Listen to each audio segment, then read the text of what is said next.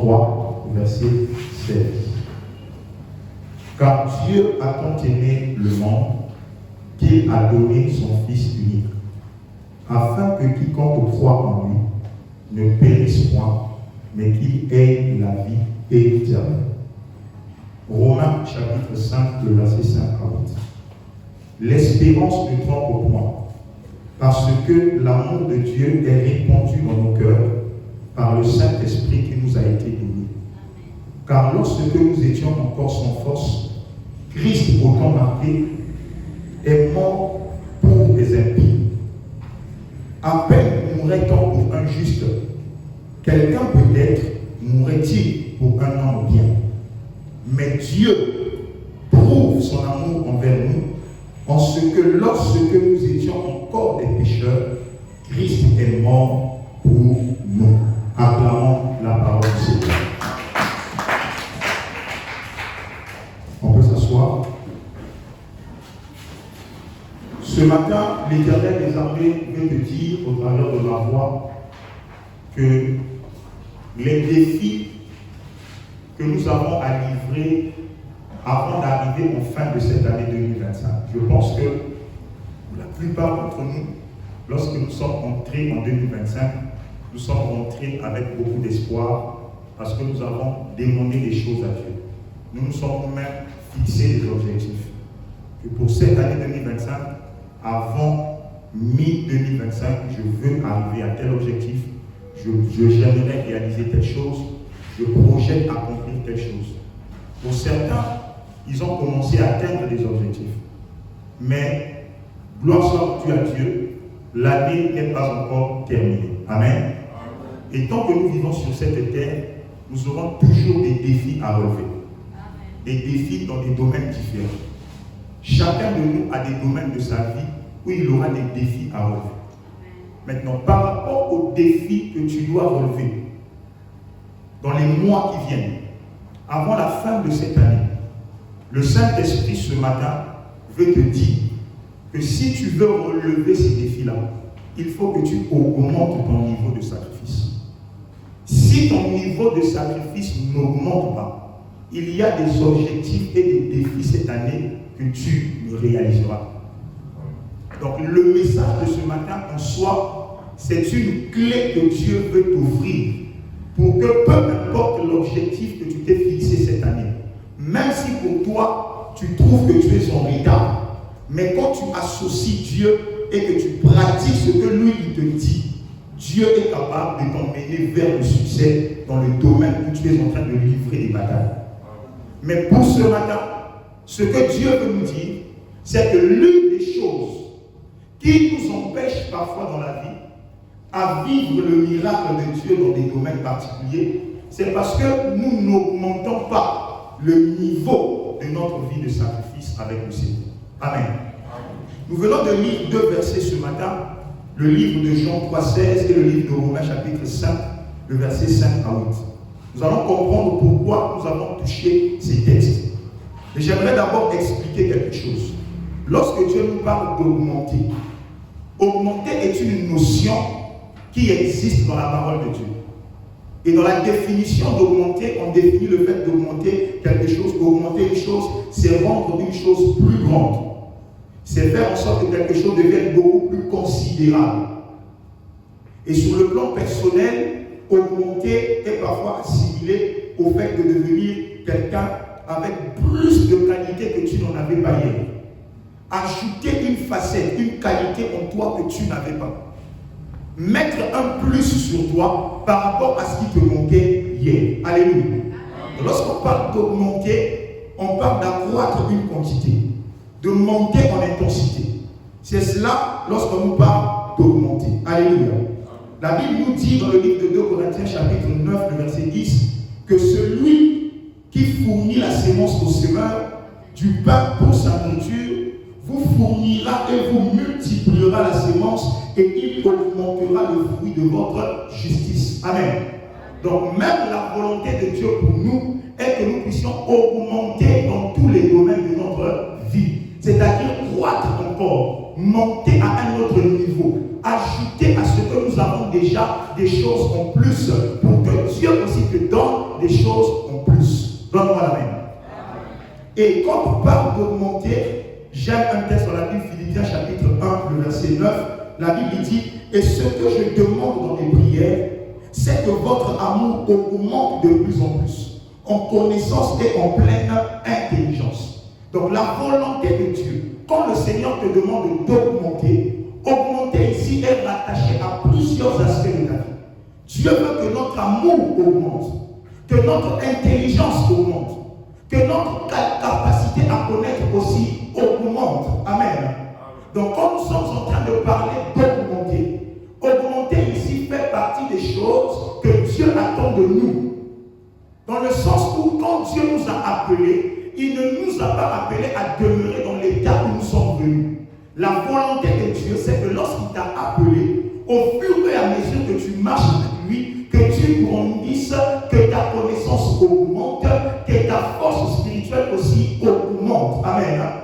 La Bible dit qu'à tous ceux qui l'ont reçu, il leur a donné le pouvoir de devenir quoi? Enfants de Dieu. Mais dans la volonté parfaite du Seigneur, nous ne sommes pas appelés à demeurer à l'état d'enfant.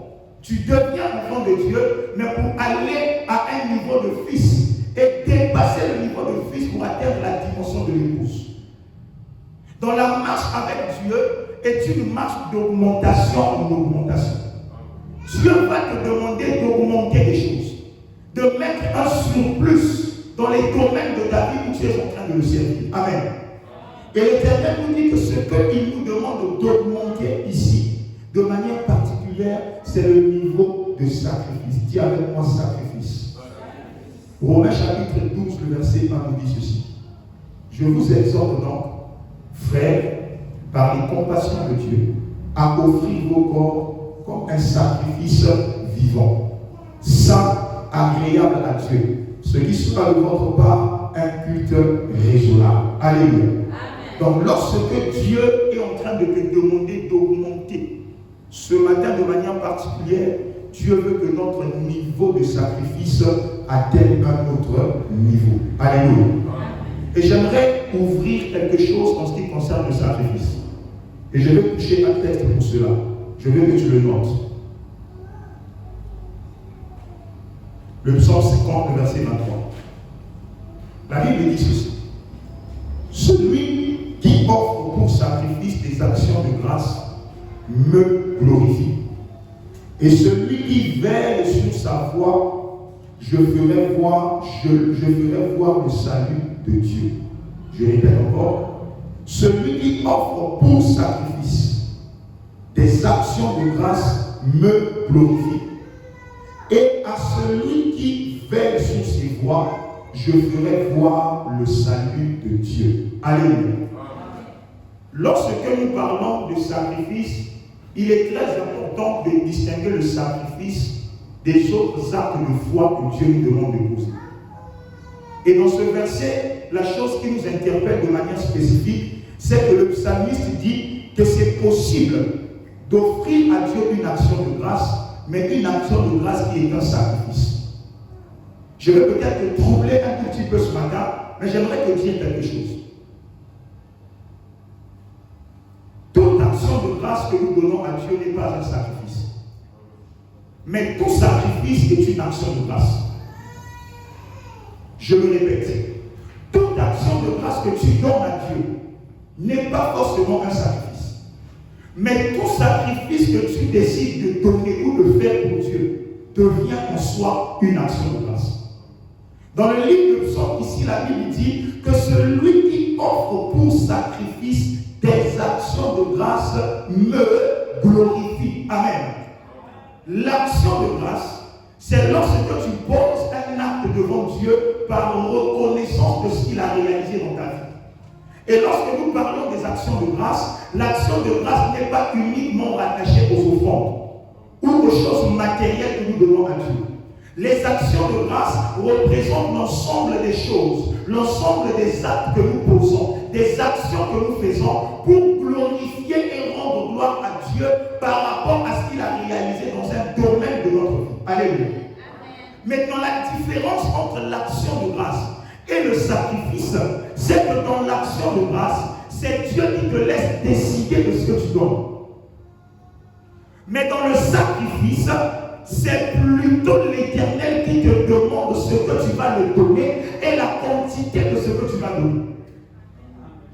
Ce qui fait que quand je donne mon action de grâce à Dieu, je peux donner une action de grâce à l'Éternel, mais mon cœur est dans la joie, mon cœur est en paix, parce que je viens lui rendre grâce pour quelque chose qu'il a fait pour moi. Donne-moi la main.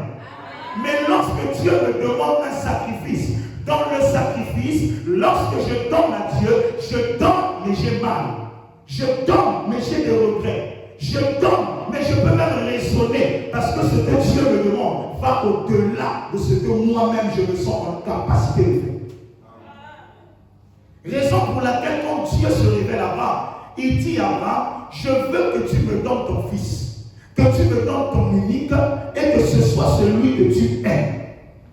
Parce qu'aux yeux de l'Éternel, ce n'était plus une offrande seulement qu'Abraham devait donner, mais c'était devenu un sacrifice qu'Abraham devait réaliser pour honorer son Dieu. Alléluia.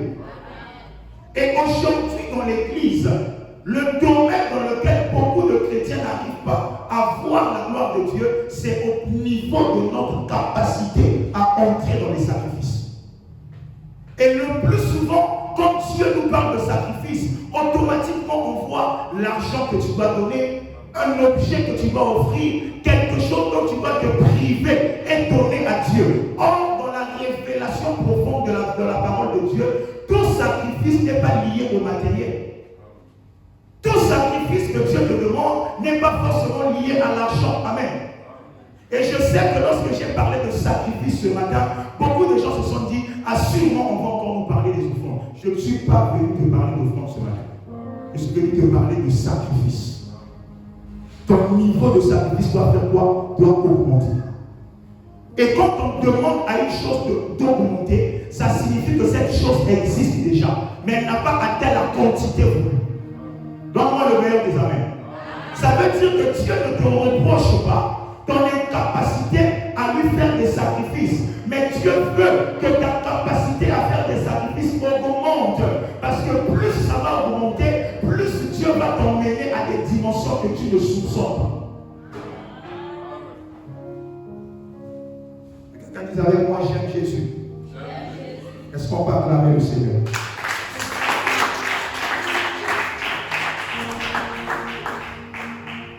Dans le livre du psaume 4, le verset 5, le psalmiste est en train de dire, offrez des sacrifices de justice et confiez-vous à l'Éternel. Lorsque nous regardons le parcours des hommes et des femmes qui ont marché avec Dieu dans la Bible, la majorité d'entre eux, Dieu les a emmenés à un niveau où ils ont augmenté leur niveau de sacrifice avec Dieu. Il n'y a pas de gloire dans la vie sans sacrifice. De même qu'il n'y a pas de réussite dans ce monde sans sacrifice. Le problème des chrétiens aujourd'hui, c'est que quoi? Lorsque nous nous retrouvons face à des problèmes, lorsque nous sommes face à des défis, nous pensons que la prière seule suffit pour que l'Éternel puisse changer nos réalités. Je suis venu te dire ce matin, la prière est la première des choses que Dieu attend de toi quand les réalités de ta vie doivent changer. Mais quand il y a une première chose, c'est qu'il y a une deuxième chose. Et quand il y a une deuxième, c'est qu'il y a une troisième chose. La prière, c'est le commencement, mais la prière n'est pas la finalité. Il y a des choses que Dieu n'accomplira dans ta vie que lorsque tu vas associer à la prière les sacrifices. Là où il n'y a pas de sacrifice, c'est un autel où le parfum n'est pas brûlé. Et quand il n'y a pas de parfum sur l'autel, Dieu ne peut pas savoir que quelque part, il y a un autel qui a été érigé en moi. Posez-vous une question, mes amis. Qu'est-ce qui explique un phénomène dans l'église où nous prions pour les gens tout le temps pour les mêmes problèmes? Quelqu'un est malade aujourd'hui, on prie pour toi aujourd'hui, demain et après-demain, l'année d'après, tu retombes encore dans le même problème. Comment on peut expliquer que le Jésus que nous prions devient un Jésus incapable face à la sorcellerie? Incapable face à l'envoûtement. Combien d'années tu as fait en train de prier pour ce même problème, mais tu constates que malgré tes jeûnes, de prière, il n'y a aucun changement. Le grand problème, c'est que tu ne te limites à la prière. Voilà pourquoi l'ennemi n'arrive pas à te lâcher. Nous sommes en train d'ignorer un principe que nos ennemis eux ont compris. Je n'ai pas la référence dans cette séance, je vais me chercher la référence de cette histoire. Dans la Bible, il y a une histoire dans le livre des Chroniques qui nous révèle la dimension des sacrifices. Le roi d'Israël avait pris la décision d'aller faire la guerre à un roi païen. L'Éternel était avec lui. Dieu l'a dit, va, je te donnerai la victoire. Le roi a préparé son armée. Et il a dit, nous allons livrer bataille. Parce que l'Éternel est avec nous. Et la Bible dit, lorsque ce roi est arrivé sur le champ de bataille pour livrer le combat a été rude. Et le roi païen a remarqué que l'armée de l'Éternel prenait le dessus sur lui. Et la Bible dit, le roi païen va faire un acte qui va dépasser tout le monde. Il va prendre son propre fils, son fils unique, l'héritier de son trône. Il va se lever avec lui sous la muraille de la cité. Il va sacrifier son enfant devant toute l'armée d'Israël. Et la Bible dit, quand le peuple a vu le sacrifice de cet homme, le peuple a reculé et a battu le traître. Quel est ce peuple qui a reculé? Le peuple de Dieu. Quel est ce peuple qui a été incapable de gagner cette bataille? Le peuple de Dieu. Et cette histoire nous enseigne une réalité que beaucoup de chrétiens vivent aujourd'hui.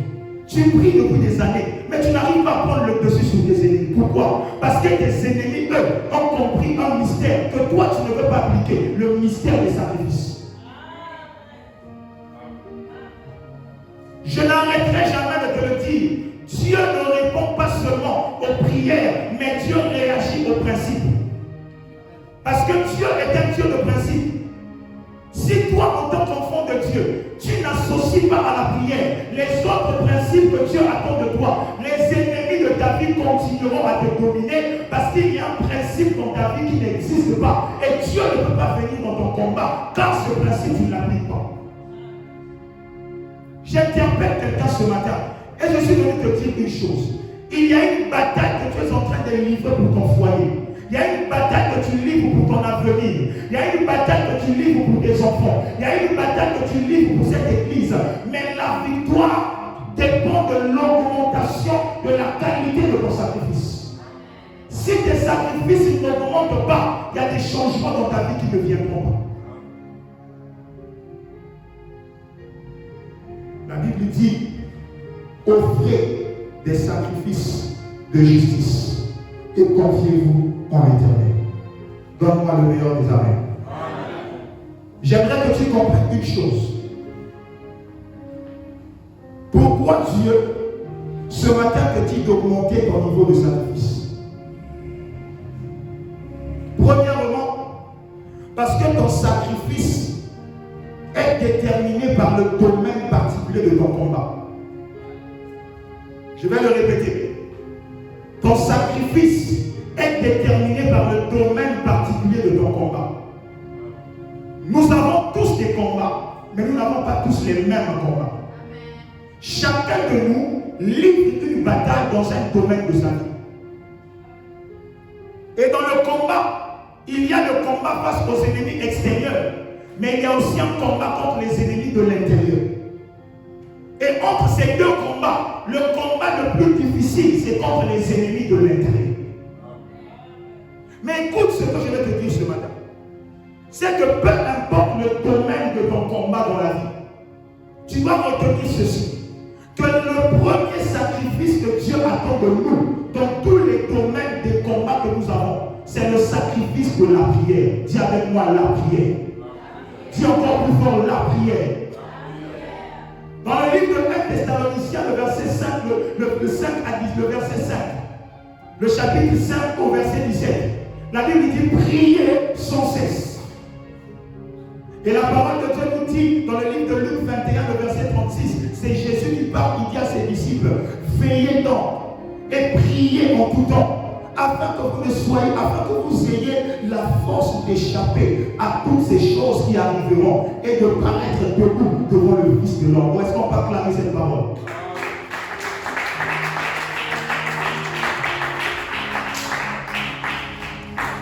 Alléluia. L'Éternel est venu dire à une femme ce matin, la première des choses, le premier sacrifice que tu dois augmenter dans ta vie, c'est le sacrifice de la prière. Dans la journée, tu pries pendant combien de temps? Tu consacres combien d'heures dans la prière dans la journée? Est-ce que tu as développé la culture du sacrifice dans la prière? Bien-aimé, qu'est-ce qui a donné Samuel à Anne? Ce n'est pas le front qu'elle a apporté, c'est la prière qu'elle a élevée devant le trône de l'Éternel. La Bible dit qu'elle a tellement prié, elle était devenue semblable à une femme ivre, parce qu'elle avait dit à Dieu, je ne bougerai pas de ce lieu tant que ma situation ne sera pas réglée. Il y a des problèmes dans la vie qui ne vont jamais bouger si ta manière de prier ne change pas. Quand ton ennemi change de méthode, toi aussi change la manière de prier. Ne garde pas les mêmes habitudes quand les stratégies de l'ennemi ont changé. Jésus parle et il dit, tu dois apprendre à veiller et à prier en tout temps. Pas de temps en temps, mais en tout temps. Regarde-toi, tu pries quand tu veux. Tu pries quand tu en as envie. Est-ce que tu manges quand tu as envie de manger? Est-ce que tu bois de l'eau parce que tu as envie de boire de l'eau? Tu bois de l'eau parce que c'est nécessaire à ta vie. Tu manges parce que c'est nécessaire à ta vie. La prière, c'est la nourriture de l'homme spirituel. De même que notre corps physique a besoin de l'eau et de nourriture pour bien se développer, l'homme intérieur a besoin de la prière pour être fort. Jésus dit, lorsque tu veilles et que tu pries, tu auras de la force. Regarde-toi, bien-aimé. Tu es devenu tellement faible que quand tu fais des songes la nuit, tes ennemis prennent toujours le dessus sur toi. Tu rêves des maris de nuit qui arrivent à prendre le dessus sur toi. Tu rêves des esprits de poursuite qui arrivent toujours à te rattraper. Ça symbolise quoi? Une faiblesse de ton homme intérieur. Et tant qu'un homme ne décide pas de prier, sa vie ne changera pas. Il y a des meilleures prières et prier. Il y a des prières qui doivent être des sacrifices. Jacob priait. Mais lorsqu'il a vu qu'il y avait trop de désordre dans sa vie, lorsqu'il a constaté que sa vie ne reflétait pas les promesses de Dieu pour lui, il a dit à sa famille, avancez, allez de l'avant. Moi je vais rester parce que j'ai des choses à régler avec Dieu. Je veux dire à quelqu'un bien-aimé, à partir de ce mois de juillet, décide de régler des choses avec Dieu. Décide de te priver de sommeil pour régler des choses avec Dieu. Développe une autre manière de prier. Coupe même ton sommeil pour aller chercher la face de Dieu. Sacrifie-toi dans la prière et la prière te donnera les résultats que les choses des hommes ne doivent pas donner. Les chrétiens aujourd'hui sont devenus faibles. Pourquoi? Parce que les chrétiens n'ont pas de vie de prière. On se contente de ce qu'on fait à l'église. Mais dans notre vie personnelle, nous ne prions pas. Or, ce qui détermine la force de ton homme spirituel, c'est ta consécration personnelle dans la présence de Dieu. Ta consécration personnelle. Quelqu'un dit avec moi en tout temps. Dis encore plus fort en tout temps.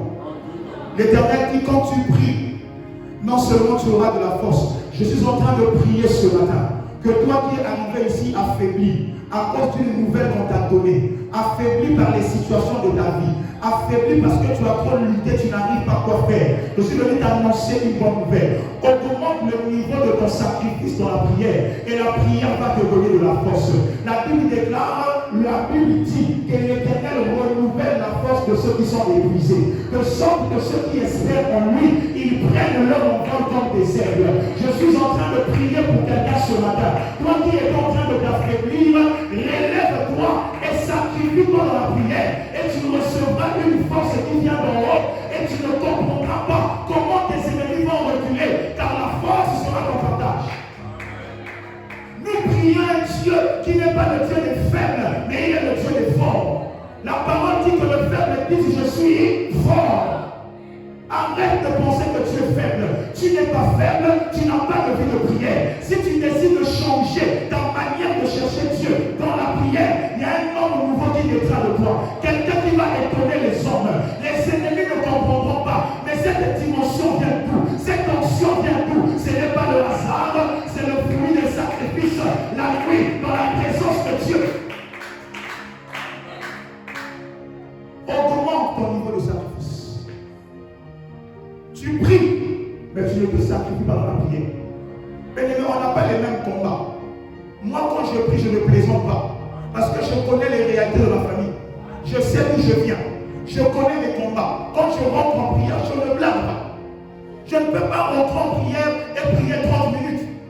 Parce que je sais que par rapport au combat, quand j'ai hérité, quand je prie, je dois prier de manière à ce que ma prière soit un sacrifice. Parce que le monde des esprits, c'est un monde de autel contre autel. Et un autel ne crie que lorsqu'il y a un sacrifice. Mais toi, ton autel est vide. Aucun sacrifice ne brûle sur ton autel. Comment tu vas prendre le dessus sur tes ennemis? Le sacrifice dans la prière, c'est la clé. Tu peux bien prêcher, c'est bien. Mais l'ennemi t'attendra dans le spirituel. Tu peux bien parler, c'est beau. Mais tes ennemis t'attendront sur le terrain du spirituel. Tu pèses quoi? Quel est ton poids en esprit? Tu vaux quoi en esprit? Tu dépends des hommes, pourquoi? Pourquoi tu veux dépendre des hommes? Pendant que l'esprit qui est en moi, c'est l'esprit qui habite en toi. Mais tu dois tout le temps dépendre des hommes. Augmente ton niveau de sacrifice dans la prière. J'aime Jésus. J'aime Jésus. J'aime Jésus. Vous savez, nous ne devons pas plaisanter avec la puissance de la prière. Dieu peut te donner une promesse. Mais la promesse n'exclut pas le sacrifice dans la prière. Quand Moïse a rencontré Dieu dans le buisson, Dieu a dit à Moïse, va, je te fais Dieu devant Pharaon. Par toi, mon peuple sera libre. Mais quand Moïse arrive devant Pharaon, dans le livre de Exode 8, le verset 28, c'est Pharaon qui parle. Moïse arrive en Égypte afin de demander que Pharaon libère le peuple de Dieu. Mais Moïse, par l'esprit, comprend que même si Dieu nous a promis que nous serons libres, mais avant de sortir de l'Égypte, nous devons prier. Alléluia. Il a compris que oui, Dieu a parlé. Oui, Dieu nous a promis. Mais avant de quitter ce territoire, il y a des portes qui ne s'ouvriront que dans la prière. Il y a des barrières qui ne tomberont que par la prière. Moïse ne s'est pas reposé sur la promesse de Dieu. Il avait entendu la voix, mais il a dit la voix c'est bien, mais je dois prier. Exode chapitre 8, le verset 28. Écoute ce que la Bible dit. La Bible déclare, Pharaon dit à Moïse, je vous laisserai aller. Pour faire quoi? Pour offrir à l'Éternel votre Dieu des sacrifices dans le désert. Seulement, vous ne vous éloignerez pas en y allant. Priez pour moi. Qui demande à ce qu'on prie pour lui? Qui demande à ce qu'on prie pour lui? Pharaon. Moïse dit à Pharaon, même si tu ne nous as pas encore libérés, mais donne-nous la possibilité de nous éloigner un moment pour aller prier et offrir des sacrifices à l'Éternel. Pourquoi Moïse demande ça? Parce que Moïse sait que même quand il y a la promesse n'exclut pas le sacrifice pour la prière. Dis avec moi, j'aime Jésus. La prière, c'est la première des choses. C'est le premier sacrifice que Dieu attend de toi. C'est cette dimension qui doit augmenter. Ta vie de sacrifice dans la prière, augmente-le. Alléluia. Il y a des moments où quand tu dors la nuit, accepte de couper ton sommeil pour chercher la face de Dieu. De la même manière que tu planifies ta semaine, planifie des rendez-vous avec le Seigneur. Moi, je suis parfois étonné de voir des chrétiens vivre une vie normale pendant qu'ils ont des réalités spirituelles qui ne sont pas normales. Comment tu peux vivre de manière normale quand ta vie déjà n'est pas normale?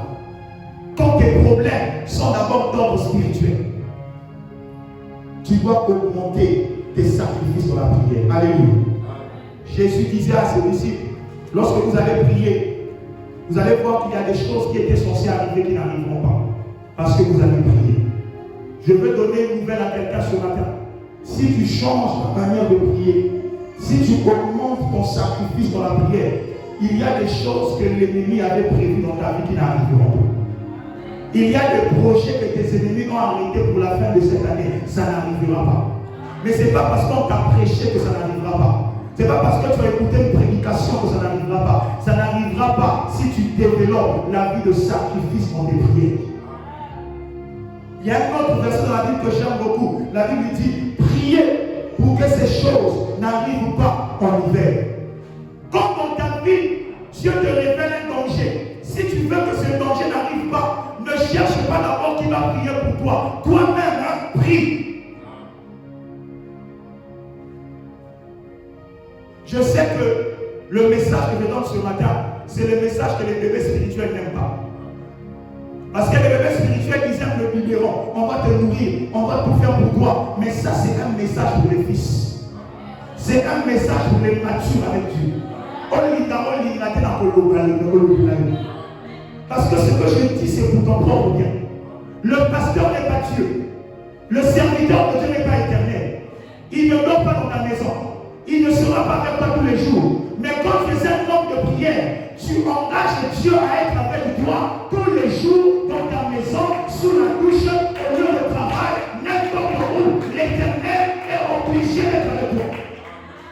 Parce qu'il faut un homme qui a décidé de changer sa manière de se consacrer dans la prière. C'est un problème de consécration. Si tu veux que certaines choses n'arrivent pas, prie. Ne donne pas ta tête à quelqu'un. Toi-même d'abord, prie. La prière a le pouvoir d'arrêter les projets. J'aime Jésus. Parce que je comprends une chose. Si la prière peut empêcher une chose d'arriver, c'est que la même prière peut permettre aussi qu'une chose arrive. Ah, tu n'as pas compris. Je vais me répéter pour que tu comprennes. Que si la prière peut empêcher que la mort ne m'atteigne, la même prière peut faire qu'à la place de la mort, que la vie prenne place dans la vie à moi. Non, ne méprise pas la dimension où Dieu veut t'emmener dans ta vie de prière. Dieu n'a rien à gagner. C'est toi qui as tout à gagner. Sacrifie-toi. Sacrifions-nous. Nous sommes en train de préparer une campagne. Mais je t'assure, bien aimé, quel que soit l'argent que nous allons réunir, si nous ne nous sacrifions pas dans la prière, cette campagne sera un échec.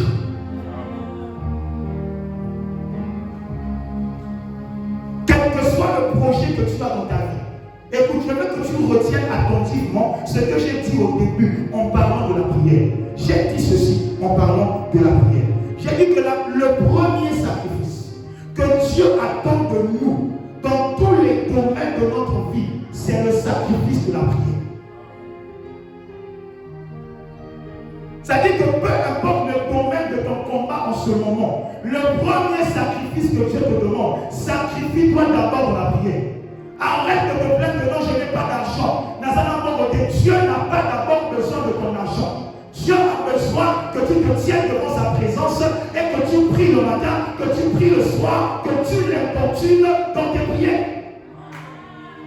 Ce n'est pas une question de 1000 francs, de 10 000, de 1 million. C'est une question de consécration de la prière. Arrêtons de vous cacher derrière l'argent pour justifier notre manque de vie de sacrifice devant Dieu. Dieu attend de toi que tu augmentes tes sacrifices dans la prière. Tu vas répéter ceci avec moi. Éternel, je te rends grâce. Parce qu'à partir de ce matin, que cette parole vienne augmenter au-dedans de moi mes sacrifices dans la prière. Je ne veux plus prier comme avant. Je ne veux plus te chercher comme avant. Je vais sortir des habitudes et changer ma manière de chercher ta face. Donne-moi la force de prier sans cesse, de te chercher sans cesse et que je vive ta gloire dans ma vie. Acclame très fort pour le Seigneur.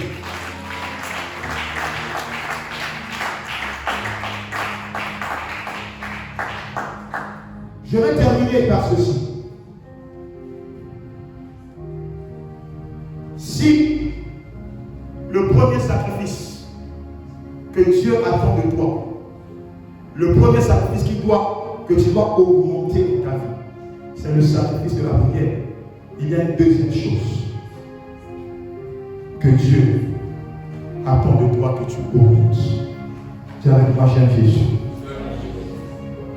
Nous avons lu dans Jean 3, le verset 16, la Bible déclare: car Dieu a tant aimé le monde qu'il a donné son Fils unique, afin que quiconque croit en lui ne périsse point, mais qu'il ait la vie éternelle. Le deuxième sacrifice que tu dois augmenter dans ta vie, parce que c'est indispensable dans ta relation avec le Seigneur. Nous le voyons dans Jean 3, le verset 16. La Bible dit, quand Dieu a créé le monde, il a vu que l'homme avait péché. Et un seul homme a péché, la terre entière est tombée sous la malédiction. Alors à partir du péché de l'homme, l'Éternel a mis en place un plan pour la restauration de l'homme. Depuis Genèse jusqu'au dernier verset de l'Ancien Testament, on ne parle que d'une seule personne, Jésus. Parce que le jour où l'homme a péché, c'est le jour où Dieu a fait la promesse au serpent que de la même manière que tu es passé par la femme pour faire chuter ce don, moi aussi j'utiliserai la même femme pour écraser ta tête. Alléluia. Et ce projet, c'était le projet de Christ manifeste sur la terre. La présence de Jésus dans ce monde, c'était le plan de Dieu pour la restauration de l'homme sur la terre. Mais la question qui attire notre attention, c'est de savoir qu'est-ce qui a motivé Dieu. Qu'est-ce qui a motivé Dieu à quitter son trône, à descendre sur cette terre, à offrir sa vie pour que nous soyons sauvés. La Bible nous dit dans Jean 3, le verset 16, que c'est parce que Dieu a tant aimé le monde. Dis avec moi, Dieu a aimé le monde. La logique aurait voulu qu'on dise, car Dieu a tant aimé Israël, car Dieu a tant aimé les Juifs. Mais la Bible dit que ça n'a rien à voir avec Israël. Ça n'a rien à voir avec les Juifs d'abord, mais ça a à voir avec les hommes sur la terre. Les Congolais, les Français, les Américains, les Arabes, les Chinois, les Indiens, ils sont où dans le monde? Et ce qui a emmené Dieu à laisser son trône et à descendre sur la terre afin de nous sauver, c'est parce qu'il nous a aimés. Alléluia. Ça veut dire que Dieu, pour sauver l'homme, a augmenté le niveau de son amour. Oh, j'aime le Seigneur. Il aimait déjà le monde. Mais oh, est-ce que tu es avec moi? Je sens qu'il y a beaucoup de choses qui tournent dans mon esprit. La Bible dit qu'il a d'abord aimé le monde. Mais il a vu que l'amour seul ne suffit pas. Il fallait qu'il augmente le niveau de son amour. Et la Bible dit qu'il a tant aimé le monde. Et cet amour l'a emmené à quoi? La Bible dit que l'amour que Dieu avait pour le monde l'a emmené à faire quoi? À donner son Fils unique. Oh, acclamons le Seigneur.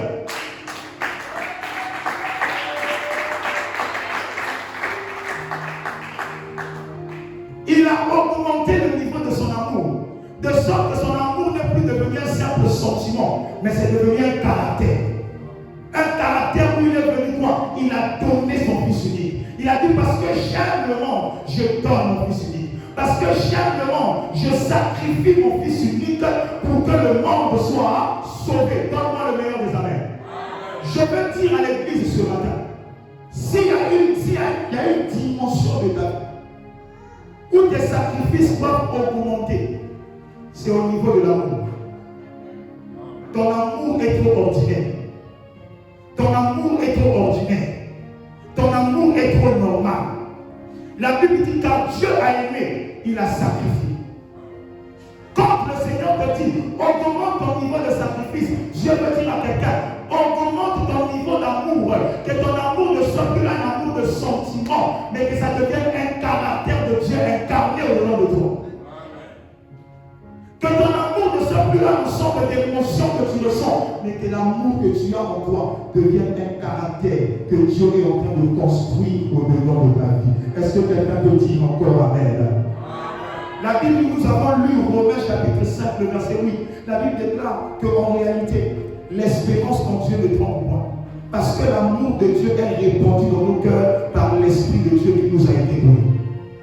Ça veut dire qu'il y a une dimension d'amour à laquelle Dieu nous emmène à arriver. Ça veut dire qu'il y a une dimension d'amour qui n'est pas encore accessible dans ta vie. Mais quand tu vas accéder à cette dimension d'amour, il y a des choses aussi dans ta vie qui vont commencer à changer. Alléluia. Je vais te parler doucement.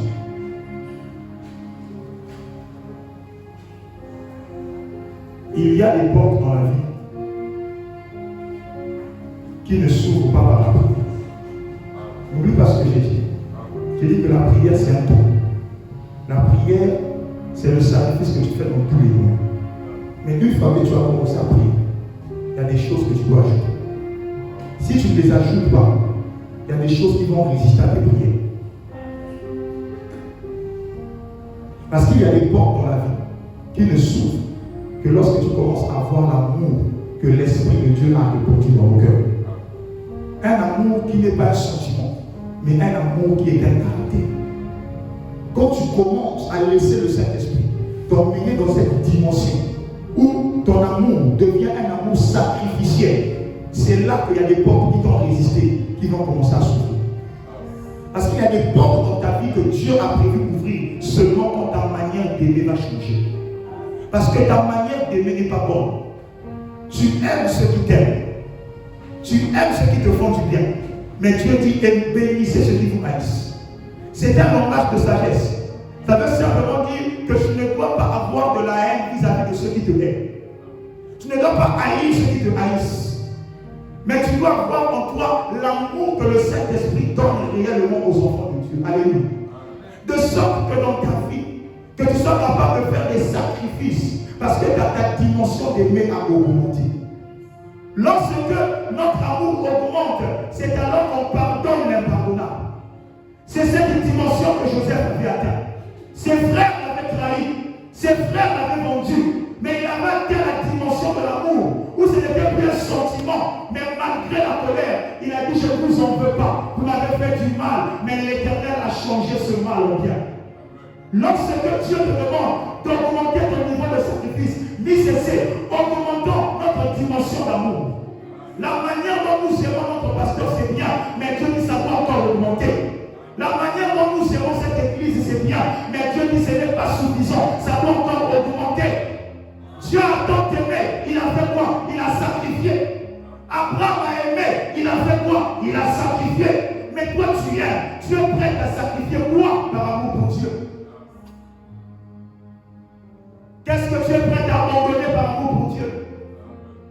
Est-ce que tu es prêt à suivre le chemin que Dieu te demande d'emprunter? Même si ça te fait peur, mais tu dis Seigneur, parce que je t'aime, mon amour va m'emmener à donner. Vous savez, quand Dieu te demande de donner, ce n'est pas toujours à lui qui veut que tu donnes. Parfois, quand tu dis donne, tu veux dire donne au monde et reste avec rien, seulement avec moi.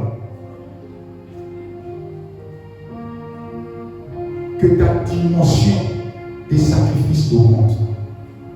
Que notre amour arrive à ce niveau où nous n'avons plus peur de sacrifier pour le Seigneur.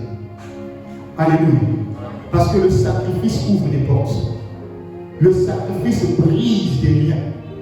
Le sacrifice fait descendre Dieu dans la vie du personne.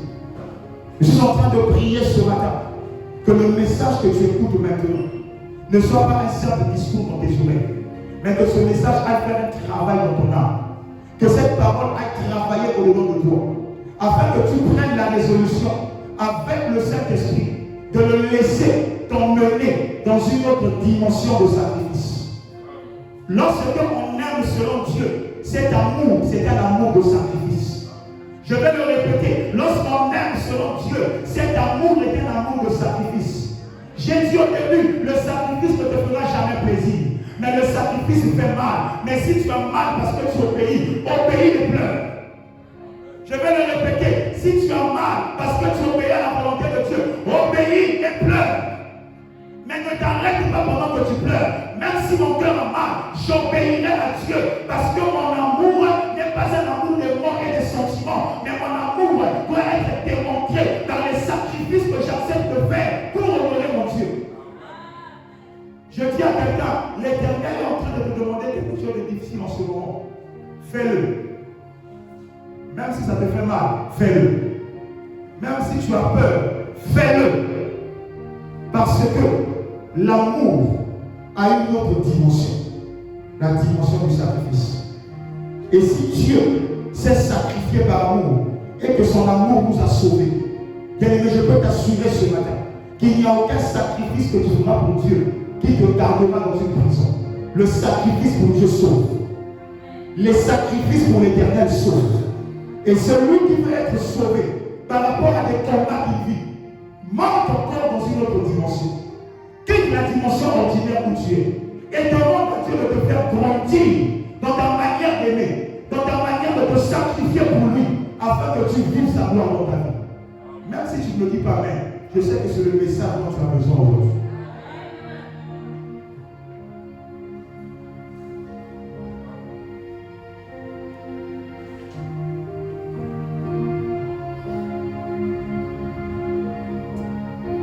Béni soit le nom de Jésus. Béni soit le nom de l'Éternel. Merci Saint-Esprit de Dieu. Merci mon Père. Merci pour ta présence au milieu de nous. Merci parce que tu es là et tu agis. Est-ce que tu peux commencer à parler à Dieu là où tu es?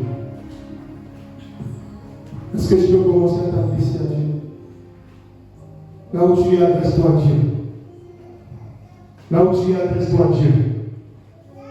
Là où tu es, commence à t'adresser au Seigneur. Là où tu es, adresse-toi au Seigneur. Alléluia.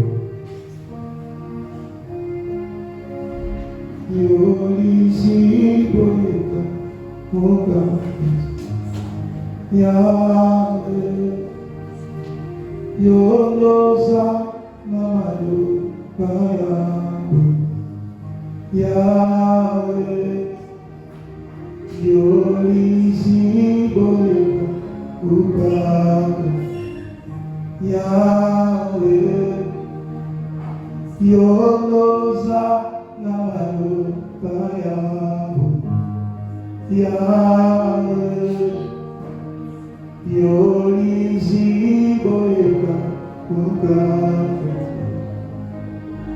Élève la prière. Dis à Dieu, je veux que ma dimension, je veux augmenter mon niveau de sacrifice. Je veux augmenter mon niveau de sacrifice dans la prière. Je veux augmenter mon niveau de sacrifice vis-à-vis de mon prochain. Car tu as tant aimé le monde que tu as donné. Tu as sacrifié. Oh, exprime-toi devant le Seigneur de l'air.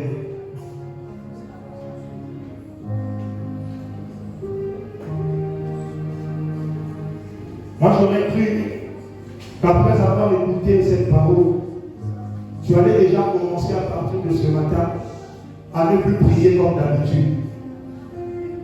Mais c'est étrange de remarquer que même après avoir écouté un tel message, tu continues de prier comme tu pries d'habitude. Tu continues de laisser ton cœur, de laisser ton corps te donner, te dicter la façon dont tu dois prier, chercher le Seigneur. Jacob était une personne combattue, mais le jour où il a dit trop,